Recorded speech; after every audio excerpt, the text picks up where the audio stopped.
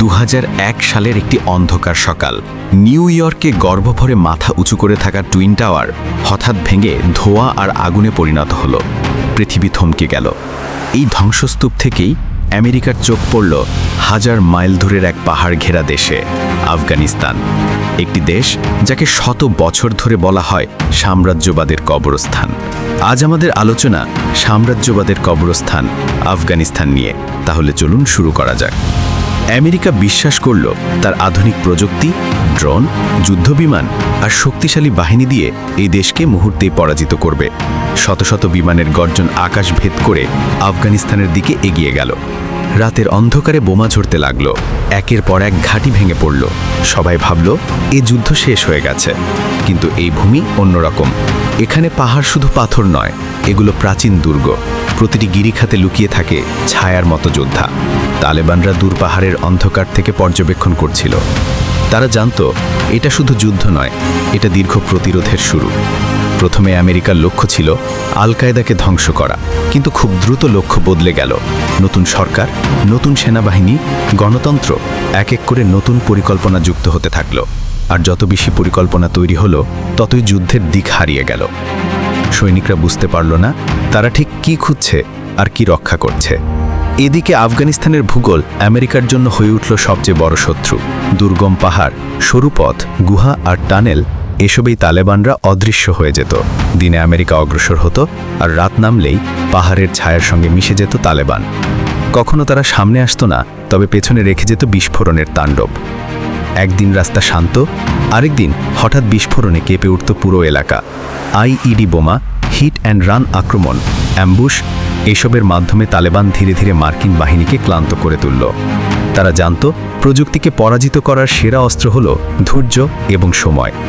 অন্যদিকে আমেরিকা যে সরকার দাঁড় করিয়েছিল, সেই সরকারের ভেতরে জন্ম নিল ভয়াবহ দুর্নীতি। কোটি কোটি ডলারের সাহায্য হাওয়ায় মিলিয়ে গেল। আফগান জনগণ সরকারের উপর আশা হারিয়ে ফেলল। তালেবান বলল, আমরা এই দেশের সন্তান, আমরা পরিচিত ভাষা, পরিচিত রক্ত, পরিচিত সংস্কৃতি। জনগণের মন ধীরে ধীরে তাদের দিকে ঝুঁকে পড়ল। একই সময় সীমান্তের ওপারে পাকিস্তানে তালেবান পুনরায় শক্তি সঞ্চয় করছিল। যখনই তারা দুর্বল হয়ে পড়ত, সীমান্ত পেরিয়ে নতুন করে অস্ত্র চিকিৎসাও আশ্রয় পেত।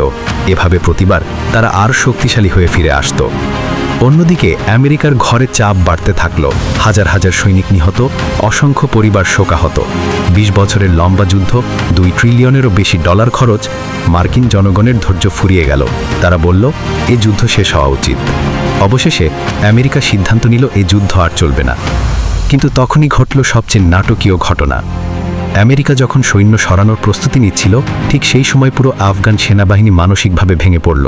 যারা 20 বছরের গোড়া হয়েছিল, যারা আধুনিক অস্ত্র পেয়েছিল, তাদের মনোবল ছিল না। তাদের নেতৃত্ব দুর্বল, তাদের আস্থা ভেঙে গেছে। আর জনগণও আর তাদের পাশে ছিল না। তারপর শুরু হলো ইতিহাসের দ্রুততম পতন। মাত্র 11 দিনে তালেবান পুরো আফগানিস্তান দখল করে ফেলল। শহরগুলো একটার পর একটা পতিত হলো, কোনো প্রতিরোধ ছাড়াই। সৈনিকরা ইউনিফর্ম ছেড়ে পালিয়ে গেল, কেউ কেউ অস্ত্র ফেলে ঘরে চলে গেল। শেষে কাবুল।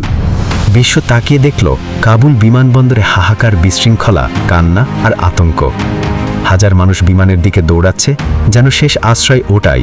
আর দূরে মার্কিন বিমান আকাশে উড়ে যাচ্ছে, এক দীর্ঘ যুদ্ধের সমাপ্তি ঘোষণা করে। কিছু ঘন্টা পর তালেবানের পতাকা কাবুলের বুকে উড়তে লাগল। দীর্ঘ 20 বছর পর তারা আবার ক্ষমতায় ফিরল। আর পৃথিবী বুঝল, যুদ্ধ শুধু বোমা আর প্রযুক্তি দিয়ে জেতা যায় না। যে যুদ্ধ মানুষের হৃদয় জিততে পারে না, যে যুদ্ধ দীর্ঘ ধৈর্য ধরে রাখতে পারে না, সে যুদ্ধে ট্যাঙ্কের গর্জন নীরব হয়ে যায়, অস্ত্র হার মানে, আর সময় তার বিজয় নিশান উড়ায়। আফগানিস্তান আবার প্রমাণ করল, এই ভূমি দখল করা যায়, কিন্তু জয় করা যায় না। অন্ধকার রাতে পাহাড়ের পেছনে সূর্য লুকিয়ে গেল। যুদ্ধ শেষ হলো, কিন্তু ইতিহাস রেখে গেল একটি শিক্ষা। বিশ্বমানের সুপার পাওয়ারও হার মানে যখন প্রতিপক্ষের হাতে থাকে নিজ ভূমির বিশ্বাস, ধৈর্য এবং ছায়ার মতো যুদ্ধ কৌশল। আফগানিস্তানের বর্তমান অবস্থা নিয়ে আপনার কি মত? কমেন্ট বক্সে লিখে জানাতে পারেন। এমন আরও ভিডিও পেতে আমাদের চ্যানেল সাবস্ক্রাইব করে পাশে থাকুন। ধন্যবাদ।